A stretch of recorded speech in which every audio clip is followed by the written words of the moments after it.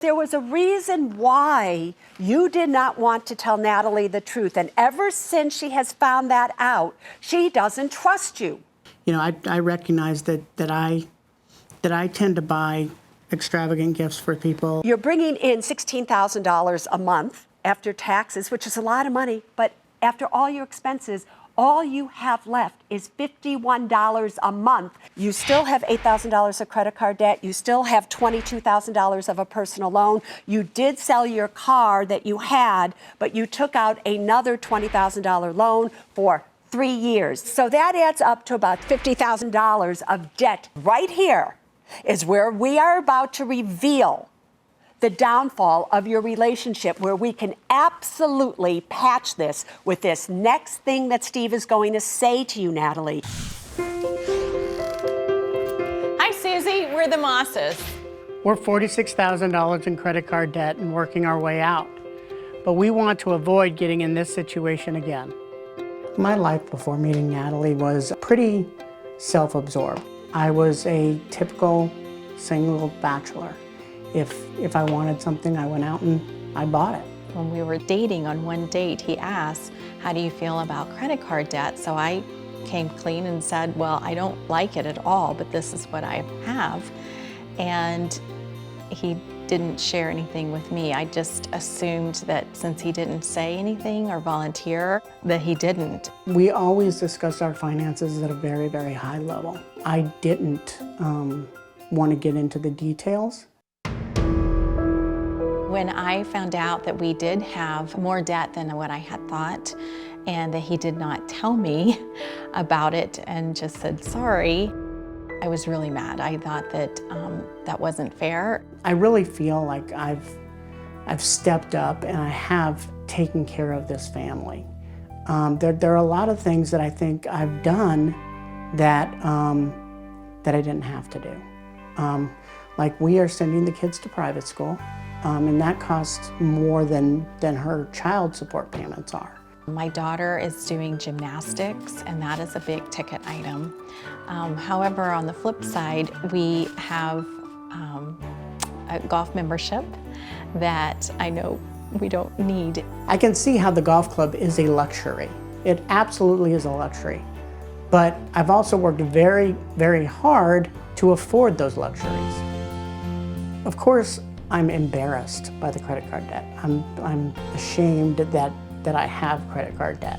The plan to pay down our debt is I'm going to take my bonus and the equity I took out of my car, which will give us roughly $39,000, and apply that directly to our credit cards. That'll leave around $8,000 of debt remaining.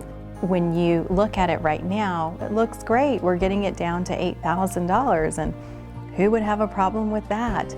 But again, it's having to make a huge change in terms of the way that we've been operating for the past 2 years. I'm afraid that we've made some changes, and it's like starting a diet. There's high motivation, and then reality sets in, and you go back to your old habits.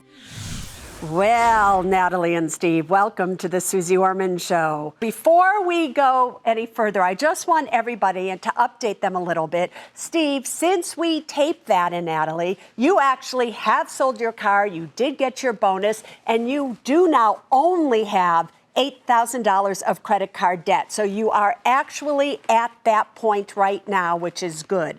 But Natalie, what made you really write in? Well, Susie, it looks great right now, and that's where we were a year ago. We got the bonus, we paid down the debt, and we were exactly in the same place last year, doing the same thing with the bonus. And so I don't want to be doing this every year and having the same habits and the same rituals that he's had from even before we got married. Where do you think that the two of you started to break down your financial relationship, where you are not working together as partners? When did that moment happen? I think that probably happened. I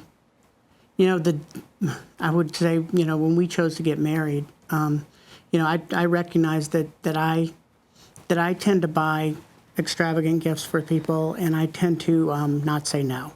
So when the kids want something, when they want to go on a big vacation, and there's big ticket items, I tend to say yes. And I need to learn better control. All right, and Natalie, for you? The night that we saw in the footage that was previously seen and shot, it was when we went on a date. The first month we started dating, and he asked me about my credit card debt. And so that's when I think that was an opportunity to come clean and to share and to be honest and open and start building that relationship from that direction. So and I bingo, think that's bingo. when it started. The real key here that I don't think you two have ever gotten to is why, Steve, did you not tell her the truth? I heard you glaze over it, that you do discuss finances on a high level, but there was a reason why you did not want to tell Natalie the truth. And ever since she has found that out, she doesn't trust you. Is that correct, Natalie, or am I putting words in your mouth? No, who would be able to trust? Why did you lie? Why, Steve? Well, like I've told Natalie in the past, I really truly thought that she would not love me if I revealed those things. Bingo again. Steve, would you have said to her that you had credit card debt at that moment? Or did you not say anything because of how she answered the question? Well, Susie, I did say that I had credit card debt. I just did not go into the details of how extensive it was. And do you think you would have gone into the details of how extensive it was if she had been not so hard on her answer about how she felt about it? I think that would have given me an opportunity, yes. I can't say how I would have reacted because to tell you the truth, I still am terrified of that. All right. When you say you're terrified of what? You can't be terrified of debt because you keep getting into it. You're terrified of what? Because right here is where we are about to reveal the downfall of your relationship, where we can absolutely patch this with this next thing that Steve is going to say to you, Natalie. Steve, you are absolutely terrified of what? I'm terrified that she will leave me. Did you hear that, Natalie?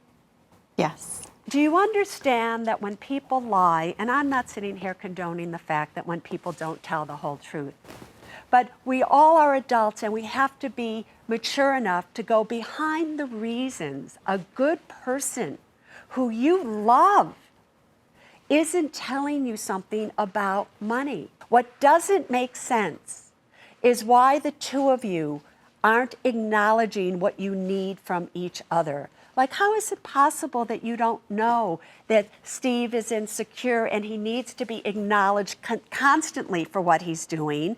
And Steve, how is it possible that you don't know that Natalie needs you to be honest at all costs and be able to provide and stop spending and to start getting realistic about how you handle money?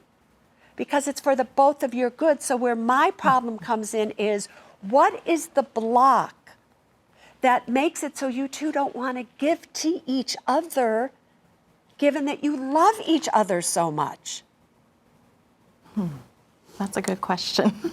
And it is in the answer to that question that the financial problems get solved. So here is what I think you need to understand, financially speaking. As I look at your finances, you're bringing in $16,000 a month after taxes, which is a lot of money, but after all your expenses, all you have left is $51 a month, and that includes the fact that you've paid off most of the credit card debt. So what is it that you need to do? Debt is bondage. You still have $8,000 of credit card debt. You still have $22,000 of a personal loan. You did sell your car that you had, but you took out another $20,000 loan for 3 years. So that adds up to about $50,000 of debt that you have, costing you about $2,000 a month. You have a few $100,000 in investments at this point in time. I want you to take the step of cashing out $50,000 of investments, getting yourself out of debt totally, having that extra $2,000 a month that you could put back into an emergency fund to build that up, because you only have $6,000 in there. You need at least $100,000 in an emergency fund, and you can't look at your investments as an emergency fund, because if the market goes down, there goes that money. But most of all, Natalie, listen to me carefully. I need you to go out and get a job. You have an MBA. Now, I understand, and I understood while the kids were younger, you needed to stay at home and do things that way. But now they're 14, they're 13. You need to work on your self-worth. And maybe if you could increase your self-worth by going out and getting a true job that brings in money, that will make it so you don't pick so much on Steve. So if you could do all of those things and acknowledge each other, I'm here to tell you, you will be more than fine.